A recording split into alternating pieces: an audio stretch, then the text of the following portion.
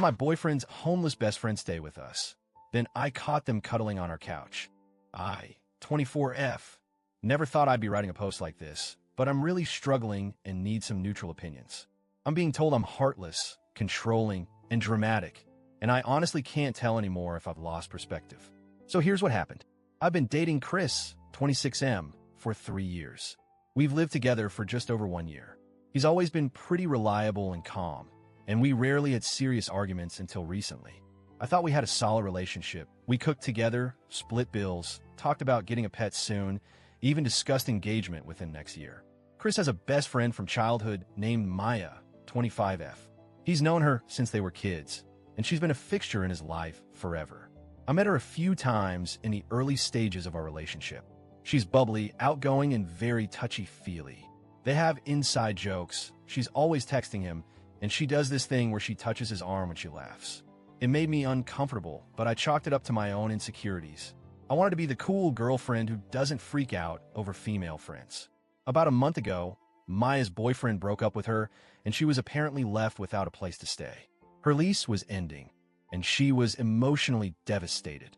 Chris asked if she could stay with us for a few days while she figured things out. I wasn't thrilled, but I agreed. It felt wrong to say no when she was clearly struggling. That was 4 weeks ago. She moved in like it was her new home. She took over our living room, started cooking meals, sometimes without asking, and wore Chris's clothes like it was nothing. She'd plop herself next to him on the couch, legs touching, arms casually draped over the cushions behind him. It felt too intimate. I tried to speak to Chris gently, said I was feeling like our space wasn't ours anymore. He said I was being unfair and that Maya was just comfortable because she'd known him forever. Then the breaking point happened. I came home early one day because of a migraine. I walked into the apartment hoping for quiet and darkness. Instead, I saw Chris and Maya on the couch. She was resting her head on his shoulder, and he was playing with her hair as they watched his favorite show. My stomach dropped. They weren't kissing, but the level of intimacy felt way out of line for two just friends. I didn't scream, but I asked what was going on. Chris looked surprised, not guilty. He said, "We were just watching something. What's the big deal? We've always been like this." I told Maya she had 24 hours to leave. Chris flipped. He called me dramatic, accused me of being controlling, and said I was making her feel unsafe and unwelcome during a vulnerable time. I gave him a choice. Either she leaves or I do. Now he says I'm toxic and heartless. His mom called me crying, saying I was kicking a poor girl to the curb. My mom said I should have handled it more calmly. But how calm can you be watching another woman cuddling your boyfriend in your home? So Reddit, Ida, Update 1. Wow. First of all, thank you for the outpouring of support. I didn't expect the post to blow up, but I've read every single comment, message, and private DM. Some were really tough to read. Others helped me see things more clearly than I have in weeks. A lot of you pointed out that I've been minimizing my own feelings and ignoring my instincts in order to be the cool girlfriend. You're absolutely right. I've been swallowing my discomfort for so long that I genuinely forgot what my boundaries were. After reading the comments, I decided to have a more direct conversation with Chris. I asked him, if the roles were reversed, if I had a male best friend staying with us who cuddled with me on the couch, and I played with his hair, would you be okay with that? He looked genuinely thrown. He was silent for a few seconds before saying, no, but that's different. I've known Maya since I was a kid. I asked what makes it different. He said, because I've never had feelings for her. She's like family. You don't cuddle your friends because you might fall for them. I don't see her that way. That response was so telling. It wasn't about how I felt. It was about how he framed it in his head.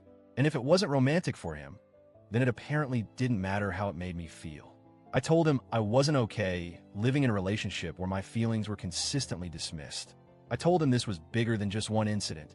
It was a pattern of him putting Maya's comfort above mine. We're currently sleeping in separate rooms. He says he needs space to think.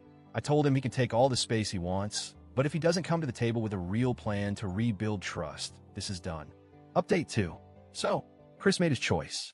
After a few days of avoidance, he came to me and said, I've thought about it, and I don't think I can change my friendship with Maya just to make you feel better.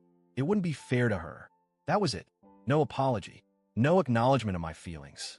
I asked him if that meant he was choosing Maya over me. He said, I'm choosing to stay loyal to a friendship that's always been there for me. If you can't accept that, then maybe we want different things. That told me everything I needed to know. I told him I was done, that I loved him, but I loved myself more. And I can't be in a relationship where my emotional needs are constantly invalidated. He moved out 2 days ago. Maya picked him up in her car. I stayed inside and didn't say goodbye. His mom sent me a long message saying she's disappointed in me and that she thought I was stronger than this. I didn't respond. My friends, the real ones, brought wine, helped me pack his stuff, and reminded me that I am not crazy for wanting exclusivity in my relationship. Update 3. It's been a month since Chris moved out. I've officially signed a new lease on a cute one-bedroom apartment in a different part of the city. It's smaller, but it's mine. I've rearranged all the furniture, lit every candle I own, and finally feel like I can breathe again. I've started therapy. Thank you to everyone who suggested it. And one of the first things my therapist said was, "You've been performing emotional labor for 2 people. Let's get some of that energy back for yourself." She's right. As for Chris and Maya, well, according to a mutual acquaintance, Chris's cousin, who is still friendly with me, they've soft-launched their relationship on Instagram. A picture of the 2 of them at a coffee shop with the caption, "Through it all."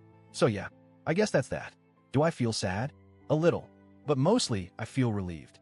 Because if I hadn't stood up for myself, I'd still be living with someone who never truly chose me. I learned something important.